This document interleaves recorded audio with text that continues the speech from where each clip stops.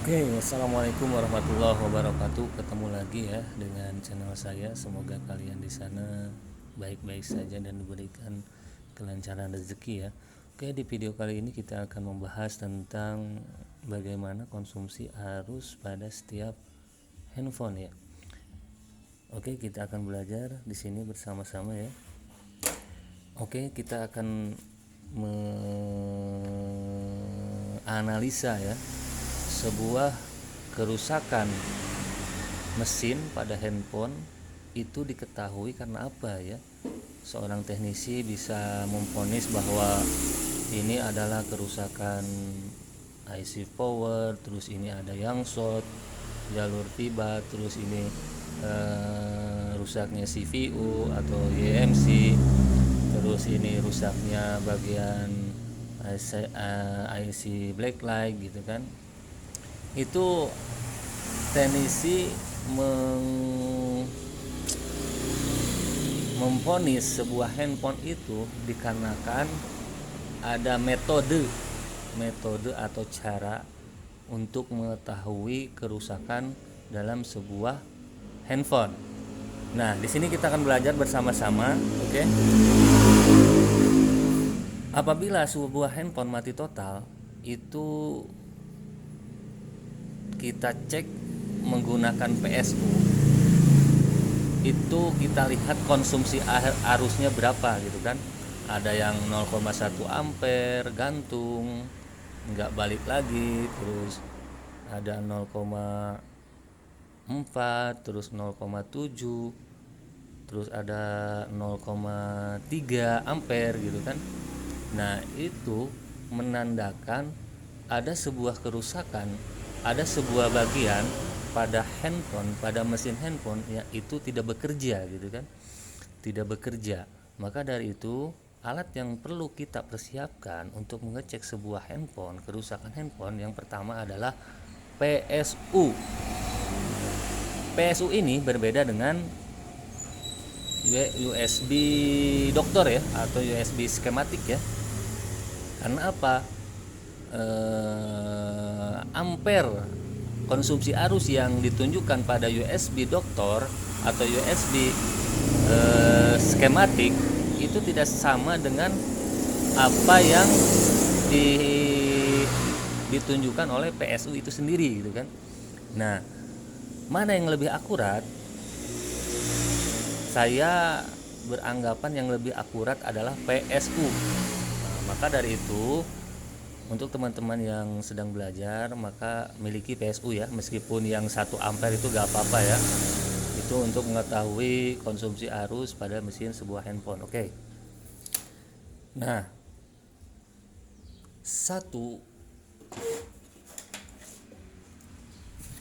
saya akan ngambil dulu catatan ya.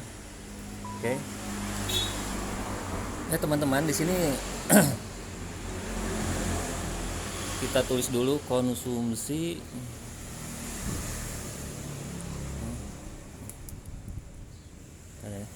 ini konsumsi. Wah, ntar teman-teman ngambil dulu ini nih. Nah, ini udah konsumsi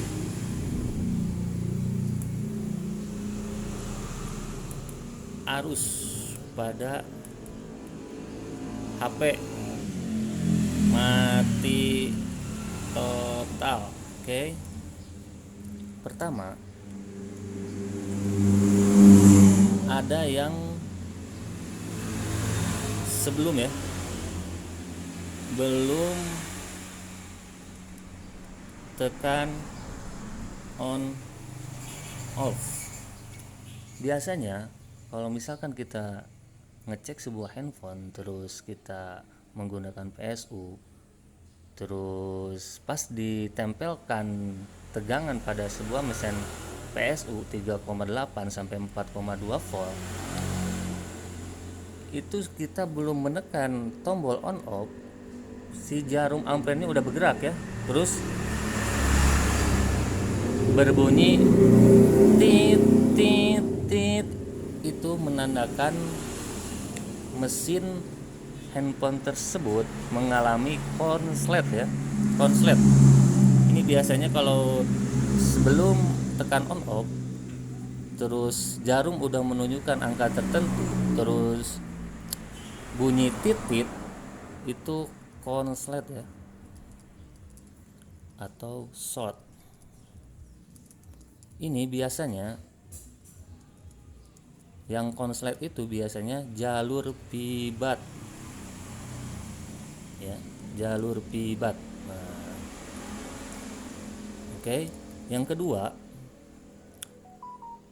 sudah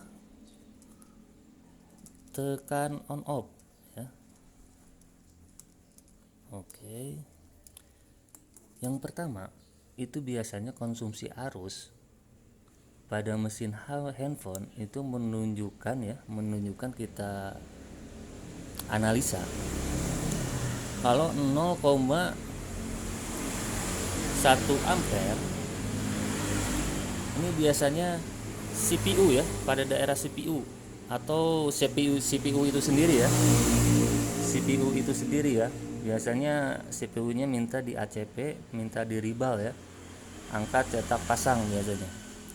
Atau juga bisa ada yang mengalami short kecil pada bagian CPU itu sendiri ya. Terus yang kedua 0,3 ampere. Ini biasanya IEMC ya. IEMC ini ingin direbal ya, minta direbal atau minta di ACP. Kenapa di ACP? Karena kaki-kaki pada mesin, kaki-kaki pada IEMC ini sendiri itu mengalami short atau tidak baik ya koneksinya ya, si kaki-kakinya terhadap PCB-nya ya, koneksinya tidak baik ya. Ini minta di rebal juga ya, minta di ACP biasanya. Terus yang ketiga ini 0,7 ampere. Kalau PSU menunjukkan 0,7 ampere, biasanya ini bermasalah pada jalur